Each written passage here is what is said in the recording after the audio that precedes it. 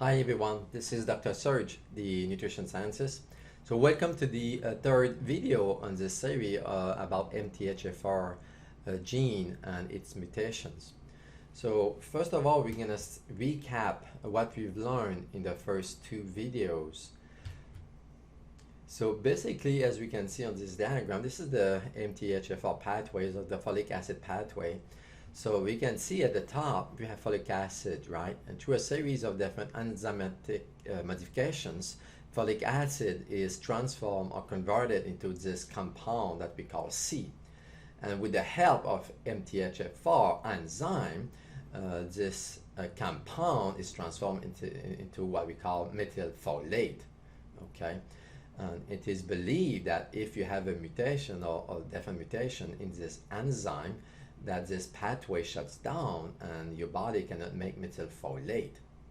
Methylfolate alone is used, to convert or to get rid of homocysteine. So homocysteine is a compound that leads to heart disease and cardiovascular issues if it's high in the body. So homocysteine, with the help of B12 and methylfolate, is converted into methionine, okay, which is an amino acid, as we can see here, that is used for the body to make enzymes and so on and so on. So this methylfolate then is converted into THF, and then this pathway goes on and on and on. So this is what we have, and in this video we're gonna focus on this aspect, okay, meaning that what we need to do for us to handle the MTHFR mutations, meaning that I said in my previous videos that it's not because you have these mutations that necessarily have issues, as long as this pathways is working properly. We're gonna address how to make sure that this pathway is working despite mutations, okay?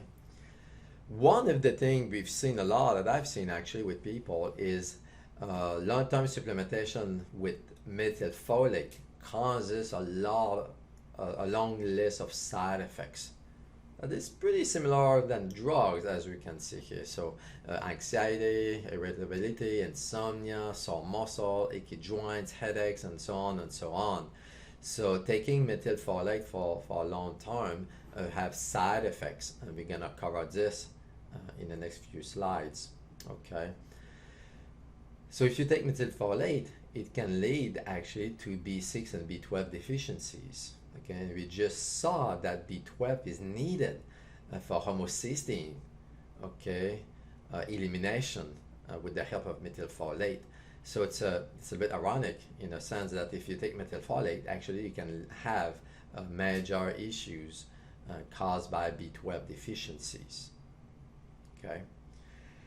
The most important critical point by using methylfolate is methylfolate supplementation bypasses the 7 checkpoints, okay, that are needed in this pathway to prevent hypermethylation.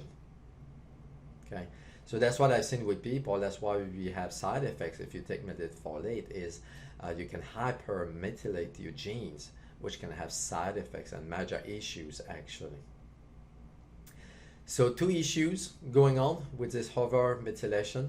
So one is, so you added a lot of folate, okay, potentially feeding cancer cells. We know that cancer cells need folate to replicate.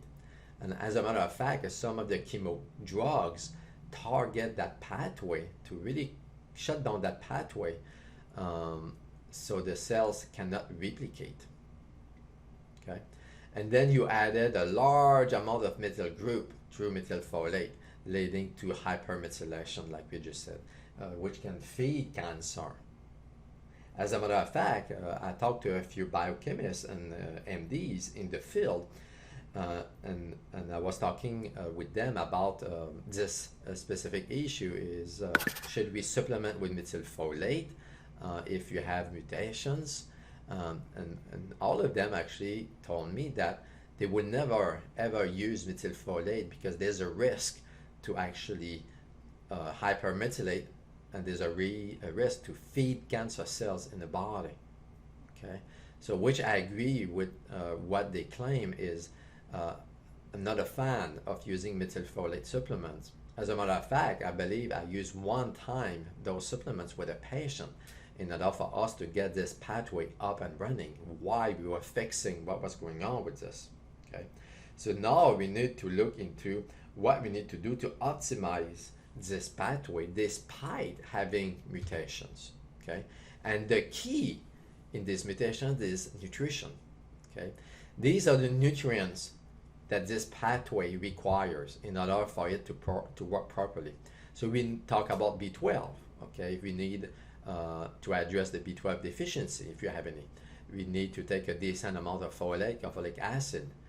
We need to make sure we eat enough protein, DHA, omega-3, zinc, magnesium, potassium, B1, B3, B6, vitamin D, betaine, choline, sulfur, zinc, and really importantly B2, riboflavin. So we're gonna cover that in a minute. So if you have mutations, we need to make sure that you don't have any deficiencies in these different nutrients. Okay, that's the main issue that I see with people taking like folic acid, for example, and they claim that they have issues taking folic acid, or they have reactions, they have problems. The reason is because they didn't address these. Okay, these are really important to make sure to make sure that your pathway is open and running. You can take the right folic acid or the right folate, for example, but if you don't address these, your pathway won't work. Okay, so as you can see, zinc, choline is really important, vitamin D.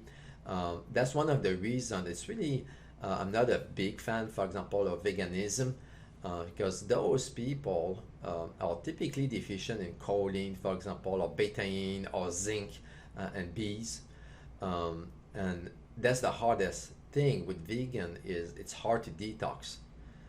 So I recommend, in order for us to be able to have a good detox pathway, is to have a decent amount of animal protein, and the best source of choline, for example, or betaine, some Bs, it's eggs. So I really recommend eggs on a regular basis in order to support this pathway. Okay. So now we're gonna cover one myth, okay, claiming that folic acid is synthetic and folate is the natural version that we find in nature, which is completely true. Like I said in my first video, back in the days in the 40s, people would extract folic acid, or PGA, the chemical term, from liver or from greens. So folic acid is found in nature. What happened is folic acid is so important by the cells that this enzyme, MTHFR, scavenges every drops of folic acid. So meaning that when there's a little bit of folic acid in the body, this folic acid is quickly transformed or converted into THF. So that's why it's hard to detect folic acid in the cells. But there was a really nice experiment that was done about 10 years ago now that shows and supports this claim that folic acid is found in nature. Okay, and the authors of the study claimed this, as we can see here. So an incidental folic acid peak was observed in 2 out of the 24 subjects after methylfolate supplementations.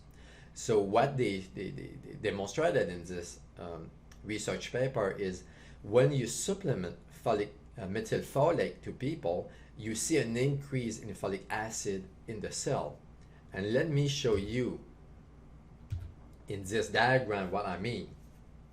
Okay, so I'm gonna take my time to explain this to make sure there's no confusion. Okay, so on the left side, we look at the blood level of folate. Okay, so these 24 subjects were given either methylfolate supplement or folic acid supplement. Okay, so we look at folate levels or folic acid levels, and I'm gonna focus on this side.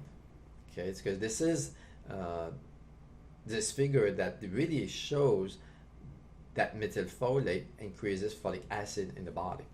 So if you look at the green line, okay, we can see here. So this is people who were taking methylfolate as a supplement. And remember, we look at folic acid in the blood. So if people take methylfolate, we see a spike in folic acid in the blood, okay, in the body. So meaning that folic acid is found in nature. So that was the key finding of this paper.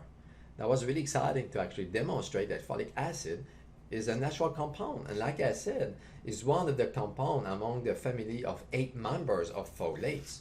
Okay, so what happened here is people were taking methylfolate, which was feeding this pathway. Okay, so we increase this side, and what happened is you increase this, okay, and you increase this amount, and then what happened is you overfeed this pathway, and you have this loop leading to folic acid. So folic acid was actually leaching out of the cells, and that's what they detected in that slide. Over here is the overproduction of folic acid. Okay, so in other words, this experiment shows that folic acid is found in nature. So this is a big myth on there. Is people claim that you shouldn't take folic acid when you have mutations, for example, which is false, like we just saw, as long as we feed and nourish this pathway with good nutrition. The ironic part in all that is methylfolate supplements are not made from food. If you look at the methylfolate in foods, for example, okay, you will need to make 1 tablet of 400 units. Okay, so you will need 1 cup of lentils, for example, or 2 cups of spinach, and 4 cups of broccoli, and so on and so on. So that's assuming that there's a 100% efficiencies of extraction of methylfolate from this food, which is not possible actually. So you will never extract everything from food. And not all these folates are methylfolate. Some of them are not. Some of them is folic acid, for example. Okay, so it's a little bit funny to me that people claim that folic acid is synthetic, you shouldn't take it, it's not from food, but on the other side they recommend methylfolate, which actually is made from synthetic ingredients. And I said earlier that the key component of this pathway is vitamin B, vitamin B2, sorry. So we can see here in this paper, so I'm going to go over a few papers here. Okay, so there's a lot when it comes to this one. I'm just gonna talk about a few key points. Okay, so this indicates that the metabolic effect of this mutation C2T is related to riboflavin status. Okay, meaning that the key component or the key point is if you have this mutation, the key is really to have a to address the vitamin B2 deficiency if there's any. Okay. Again, in this paper, it says here that folate and riboflavin, vitamin B2, interact to lower plasma homocysteine, possibly by maximizing the catalytic activity of these MTHFR enzymes. And this is unrelated to the mutations. So meaning that if you take folate and B12, you lower homocysteine in the blood despite having mutation or not. So this is really exciting actually to know.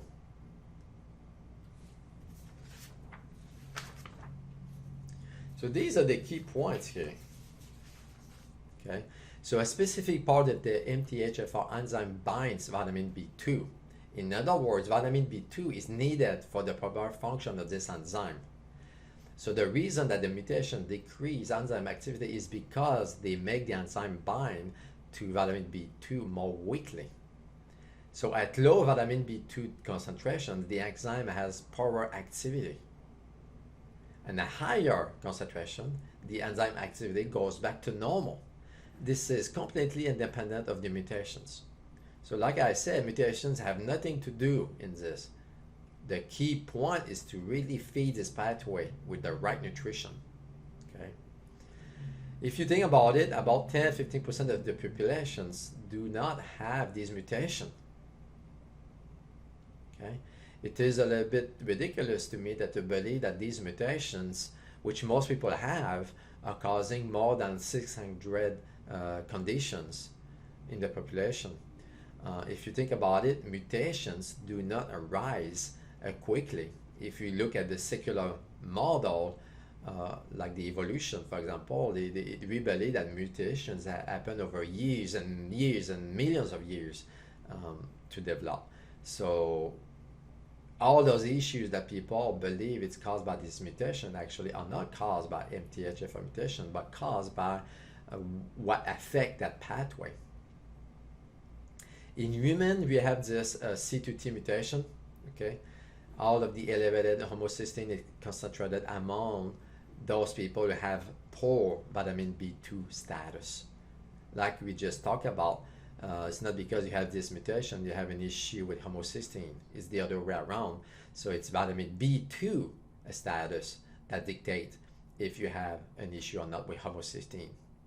Okay, 1.6 milligram of B2 per day decreases homocysteine, and this decreases highly concentrated in people with this mutation. In them, 1.6 milligram of B2 decreases homocysteine 40%. Again, when you take B2, you restore the function of the MTHFR enzymes, which leads to a decrease of homocysteine. So the reason of these mutations lower MTHFR activity is because of B2 deficiency, nothing else. Okay, the key point of this is B2. More than 90% of people consume less than the recommended amount of B2 every day. The best source is the liver, the kidney, the heart, almonds, red meat, eggs, and cheese are the best sources. Okay, that's what I said is for people with who don't eat meat or animal products, they tend to have issues with this pathway because they are deficient in B2. Okay, hypothyroidism, adrenal issues, insulin resistance, all affect B2 function, retention, and absorption. Okay. So to recap, so we have folic acid at the top, or folate, supplements or from food. And folic acid in this pathway, with the help of MTHFR, is converted into methylfolate. And methylfolate would be used by the cell to get rid of homocysteine with B12 and go back, and this cycle, this pathway goes on and on and on. So in order to address these mutations, okay, you need to make sure you have the right amount of B2 in your body. Okay, you have to make sure there's no deficiencies. Not just B2, but we talk about zinc, we talk about choline, we talk about B1, B6, and zinc, and DHA, and amino acid, and so on and so on. So the key to handle mutations, okay, is to make sure that you feed this pathway with the right nutrients, the right vitamins, and the right minerals. As a matter of fact, I've never had any issues, people with C2T mutation, for example, to detox. A lot of people claim is you have these mutations and you cannot detox, it's really harder to detox. That's completely false. As long as you nourish this pathway with like B2 and B1, B6 and B12 and so on and so on. So there's hope if you have mutations to be helped, because I know if you address the whole pathway, these mutations don't do anything. Okay. On the other side, toxins like aluminum or arsenic or mercury, Roundup, fluoride, and so on and so on. So these toxins are known actually to disrupt the function of MTHFR, for example, or they are known to disrupt the function of these enzymes in this pathway. So it's a bit of a vicious cycle. Is you're exposed to a lot more toxins as you go in life, which disrupt this pathway, And if you have these mutations, it may be harder to detox. So it's really important to make sure that your vitamin B2 status is addressed and all those other nutrients that your body needs to be able to have this pathway up and running. So it works properly and so you're able to detox all these toxins. Okay, so let's sum it up. Okay, most of what we heard about methylfolate is a myth, not a fact. Okay, for example, that folic acid is synthetic. We saw in this video that it's not the case. We find it in nature. We find it in the liver. We find it in greens, in spinach, for example. Okay, and we heard that methylfolate is the one that we need to take if you have mutations, which again is not true. Methylfolate is most likely synthetic, and if you use methylfolate, you may actually hypermethylate your genes, which can feed cancer. Okay, folic acid is safe and has the same effect in the body than methylfolate. Don't get me wrong, I've met people who had issues with folic acid is because that pathway, the MTHFR pathway, was not open and working properly because of other deficiencies. If you address these other deficiencies, folic acid becomes safe and there's no issues, there's no reactions. Okay? Folic acid is much better research than methylfolate. Folic acid has been used for 80 years. There's more than 40,000 papers published about folic acid. Okay? Folic acid works just as well as methylfolate, even with people with MTHFR mutations, like we saw. So mutation doesn't mean that you're doomed, doesn't mean that your fate is settled. It means that you need to make sure that you address all these other deficiencies. Folic acid is way cheaper than methylfolate. Okay, again, it's a little bit ironic to buy something like methylfolate, which is synthetic, but it's way more expensive than folic acid.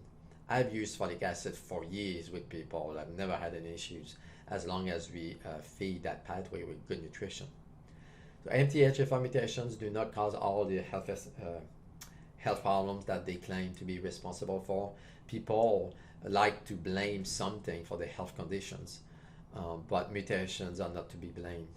It's really lifestyle. It's really how's your diet, the deficiencies, the toxins you've been exposed, the stress in your life. Okay, and MTHFR deficiency is addressed by simply supplementing with the right amount of folic acid and B2. Okay, like we saw, B2 is really the key component of this pathway, and 90% of people are deficient. Okay, a lot of people ask me about vaccines and MTHFR mutations, so I didn't really cover that specifically in this video. I'm gonna cover that in an upcoming video, but the short answer is the MTHFR mutations do not make you more prone or at risk of vaccine reactions, as long as you have this pathway working properly, like we just saw. Okay, it's not because you have these mutations that you're at higher risk of having adverse reaction from vaccines. You will have reactions if you have deficiencies. It's not necessarily a mutation issue, but I'm gonna cover that more in an upcoming video. So thank you for watching.